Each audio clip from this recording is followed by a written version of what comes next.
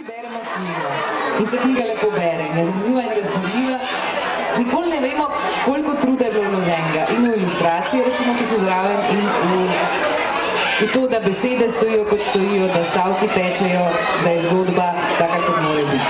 In to je to vprašanje za oba, tako za Cirila kot za Tadeja. S katerimi težavami ste se srečevali? Kaj vam je povzročalo največ problemov? Kam ste vložili največ truda, da je roman tak, kot je, da so ilustracije tako, kot so?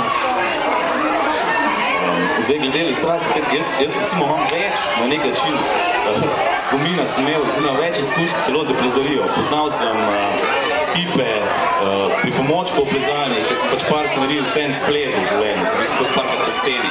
Sam težava, to res, ko sem začel ilustrirati v mladinski knjigi, nisem si predstavljal, da so stvari tako profesionalne. To je bila zame prva izkušnja, da sem delal prav z likovnim urednikom, ki je bil izredno skoncentriran na moje delo. In sem rabil res kar nekaj časa, da sem dobil, da lahko uredniku popolnoma zaupam in da je pravzaprav on moj vodič, da me bo on varno peljal. Tega kot zanimivost, recimo sam pokažem, to mi je ful odbito. Recimo to, gledajte, mulci, to so poglavja in te črte predstavljajo dolžino poglavij v številu znakov. Ene številke so zraven napisane, to pomeni število znakov v poglavju. To je en tak diagram, ki sem si ga naredil in iz tega diagrama sem pol iskal, koliko približno ilustracij bi rabo na poglavje, zato da bojo enakomerno razporejene. Poskal sem pol ta diagram kasneje dopolnil tudi z zapleti, z ključnimi točkami in iz tega diagrama je pol izšlo to, kar smo teh približno 100 skic, ki smo jih pol kasneje skrčili na 60 ilustracij. In tu vidite, kako so te ilustracije nastajale. Tu so nalepljene na mojih omarah v pisarni. To so te skice, ki so pol kasneje končale tudi v knjigi. No? Ampak sigurno je to, da če bi zdaj še enkrat delal, bi absolutno lažje delal, ravno zaradi tega, ker zdaj poznam tudi postopek. Na nek način imam narediti ta alpinistični izpit, nisem imel pa narediti izpita, kako delati ilustracije za to zelo obsežno knjigo. Da sem imel težave, bi se tako zastavil projekt. Ampak spet mladinska knjiga, delo z mladinsko knjigo je tudi odlična izkušnja. Pač ena izmed odličnih založniških hiš.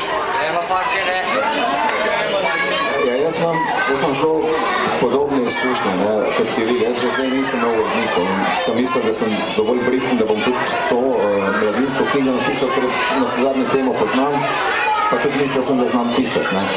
Ampak pa sem pa tisto surovo verzijo, ne surovo, meni se je zdela že kar v redu. Prinesel Andrejo Ilco in Alenki Veler in pol je pa letelo perje.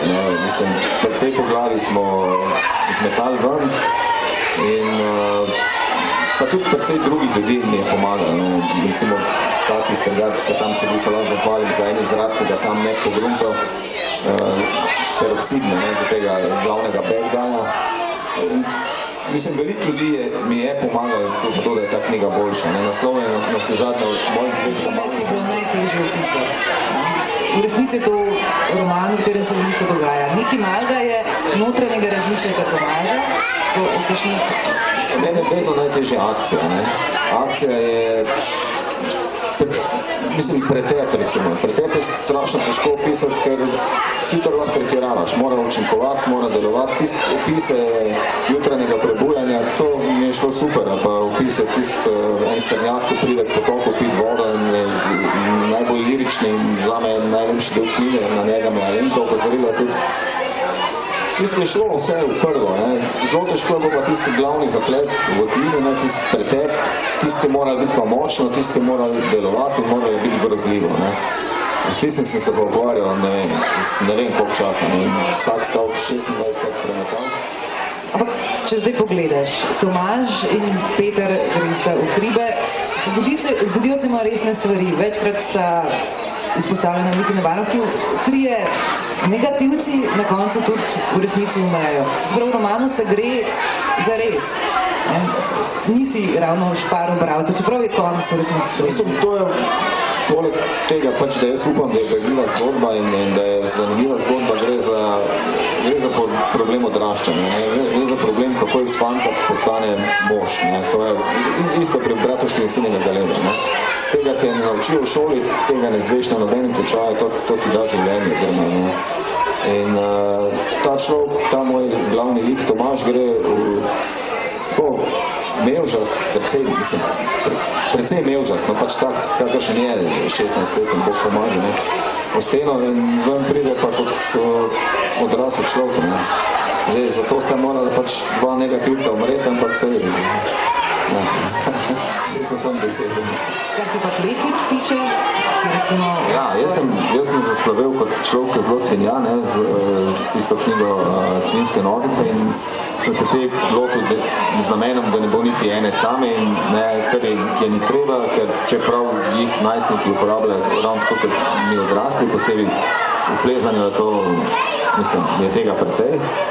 Ampak potem sem spomnil, da sem, ker je bila že knjiga skoraj končana, gledal film Gremo mi po svoje in tam slovo porabijo eno kletvico, ne, ali dve. Jaz ti zgledam, sem nekaj, zdaj pa, če to v tem mainstream filmu in deluje, ne, ker dejansko to stari ljudje tako govorijo, sta mi eni dve ušli, ampak mislim, da res dve, na 300 strani ni veliko. Ilustracije pa hkrati zelo minimalistično na isti način izražajo odnose med junaki.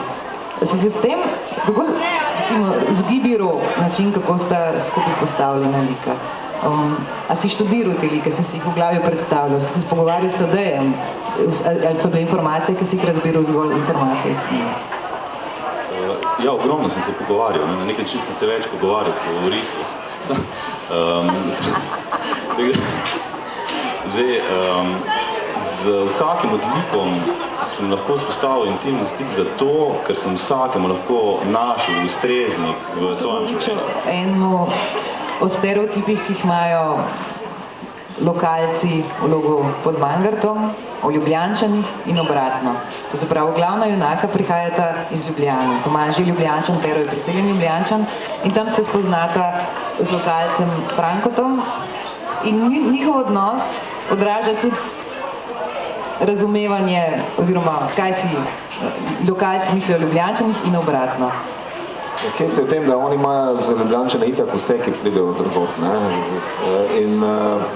In ravno to sem hotel nakazati, ker Peter se nima za Ljubljančana in oni ga pa v bistvu zmerjajo z Ljubljančanom tam, ne. In to se Tomažu zdi hecno, ne, ker Peter pa njemu očita, da je Ljubljančan, ne. Zdaj, jaz tudi sam nisem Ljubljančan, zato pač poznam te štose, jaz sem zdelan v Slovenskih Goricah, ko sem začel študirati, sem prišel v Ljubljano in kar Ljubljančanom mogoče manjka, ne, tak zunanji pogled je, da niso nikoli živeli v drugih krajih, ne. Kar manjka lokalcem, ki niso nikoli živeli v Ljubljani, je to, da nikoli niso živeli v Ljubljani, ne. Mislim, hočem povedati to, da je fajn, če imaš več različnih življenjskih izkušenj, kamor sodi tudi kraj. Glede teh Ljubljančanov pa teh ljudi, ki niso z Ljubljane. Jaz lahko samo rečem to, pač, da seveda ljudje iz periferije imajo izredne predsodke do Ljubljane, to pa zaradi tega, ker so res metavzari, ne.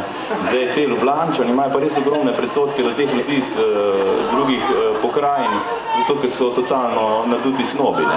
In zdaj, edini, ki smo se rešili z tega, smo ravno te ljudje, ki smo iz Ravn, iz Štajerske prišli v Ljubljano in združili eno z drugim, tudi se upravičujem vsem, ki ste samo Ljubljančani ali pa samo kmetavzari, sorry.